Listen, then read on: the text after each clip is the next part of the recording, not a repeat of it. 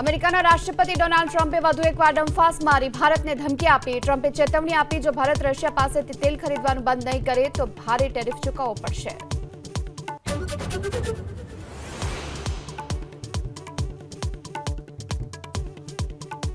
દિવાળી પર્વ પર નૌસેનાના જવાનો વચ્ચે પીએમ મોદી. ગોવાના તટ પર આઈએનએસ વિક્રાંત પર ઉજવણી.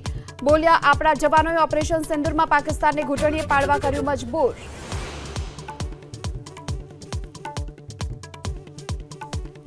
નાયબ મુખ્યમંત્રી હર્ષ સંઘવીના આકરા તેવર. ડ્રગ્સ પેડલરોના ડિમોલિશનની સાથે લવ જેહાદીઓને પાઠ ભણાવવાનો વ્યક્ત કર્યો નિર્ધાર.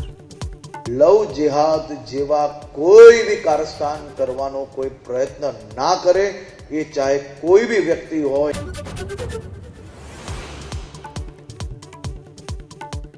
બિહાર વિધાનસભાની ચૂંટણીને લઈ તકરાર યથાવત. 14 બેઠકો પર મહાગઠબંધનના ઉમેદવાર આમને સામને. પપ્પુ યાદવ બોલ્યા, આ રીતે ન ચાલે ગઠબંધન. ટિકિટ વહેંચણીને ગણાવી અયોગ્ય.